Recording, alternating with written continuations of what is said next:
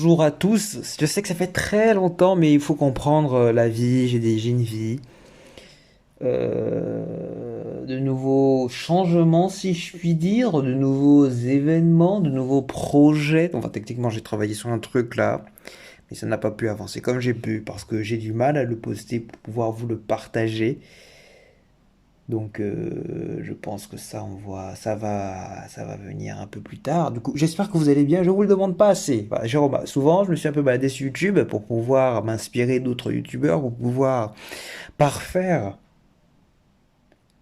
ma manière de faire, si je puis dire, sur Internet, pour savoir comment m'améliorer, parce que c'est aussi la concurrence, hein, voir comment les autres font, pour pouvoir être le plus meilleur. Et oui, je l'ai dit. Donc du coup, excusez-moi d'une manière pour l'instant, pour l'absence. Euh, voilà, j'espère que vous allez tous bien. N'hésitez pas à me dire comment vous allez. Et voilà, c'est ça le truc aussi, il faut savoir quoi dire aux gens. Donc c'est pour ça que j'aime pas trop les gens, parce qu'il faut savoir quoi dire, faut savoir quoi pas dire, il faut s'adapter, voilà, c'est compliqué. Donc du coup, en parlant d'adaptation, en parlant de contrôle, en parlant des gens, aujourd'hui on va parler du monde, incroyable et magnifique du monde, majestueux de Radiant, car c'est lui qui nous rassemble aujourd'hui. Donc du coup, désolé pour ce gros E. Donc du coup, j'espère que la vidéo que j'ai faite aujourd'hui vous plaira et que on pourra discuter prochainement. L'Inquisition est née dans le contexte médiéval de l'Europe, à une époque où l'Église catholique exerçait une influence considérable sur la société. C'était une époque de croisades, de réformes religieuses et de grandes tensions entre différents groupes religieux. L'Inquisition a été officiellement créée par l'Église catholique pour lutter contre l'hérésie. L'objectif était de maintenir l'unité et la foi chrétienne face à des mouvements jugés dangereux comme les cathares. L'Inquisition a utilisé diverses méthodes pour interroger, juger et punir les suspects d'hérésie. Les méthodes comprenaient des interrogatoires, des confessions forcées et parfois des tortures. Les procès de l'Inquisition étaient souvent secrets et l'accusé n'avait pas toujours droit à un avocat. Les méthodes utilisées par l'Inquisition conduisent à des critiques sévères.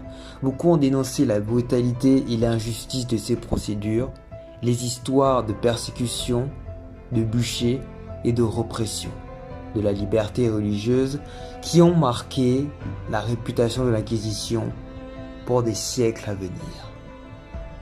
Aujourd'hui, l'Inquisition catholique a largement évolué depuis l'époque de l'Inquisition. Aujourd'hui, l'Inquisition se voit renaître, que ce soit sur différents formats, mais aujourd'hui, ce qui nous intéresse, comme vous l'aurez bien compris, c'est sous le format manga avec Radiant.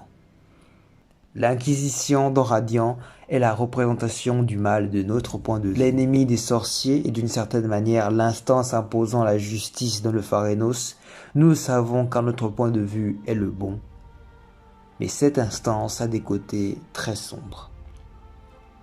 Mentir, tuer et même détruire, tout ce qui ne prône pas leurs idées sont éliminés. C'est sans hésitation que le lectorat va forcément avoir de l'empathie pour les personnages qu'il suit, soit les victimes de l'Inquisition, soit nos héros.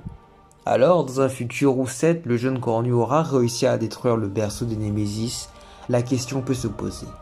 Que se passera-t-il pour eux? Une telle instance ne pourra disparaître. Déjà qu'elle est là depuis si longtemps qu'un culte lui a été dédié, des enfants ne pensent et ne vivent que Inquisition. Tout ça en partant d'un homme armé d'une fourche. Alors, aujourd'hui lâché par certains rois de certains royaumes et certains hommes, la crédibilité de l'Inquisition sera impactée. Pour autant, une résistance est en cours. Avec des armées repliées aux quatre coins du Pharénos, les sorciers sont effectivement dans la pire situation possible. Un conflit opposant les deux institutions, sorciers contre inquisiteurs, le dénouement sera d'une certaine logique du côté de nos héros. Si on suit la logique des animés, voilà, c'est... Oui. Alors, si on pense d'un point de vue plus positif et en parallèle de notre monde, l'Inquisition ne sera plus à l'avenir. Soit vaincue par les sorciers, soit nous voyons plus d'objectifs à accomplir tombera toute seule. Ou encore, elle s'adaptera à l'environnement, se transformant alors et évoluant en fonction de la société future. Parce que déjà qu'il y a déjà eu genre les... on nous a déjà dit dans Radiant que normalement il y avait les industries, donc on peut penser que normalement c'était un monde comme le nôtre, qui a su évoluer. Je disais Fantasia, le Fantasia signifie l'imagination. Alors, voir que l'Inquisition cherche à interdire son utilisation, c'est très inquiétant. Alors, dans l'avenir, toujours dans le domaine de restriction, l'Inquisition prendra forme et continuera sa pratique de punir tout ce qui n'est pas conforme aux normes. Peu importe les époques, je vois cette institution continuer de survivre et de s'imposer. Et tout comme l'histoire du jeune cornu qui a détruit le Radiant continuera de nous émerveiller, l'histoire d'un homme qui a tenté de vaincre la sorcellerie continuera de subsister.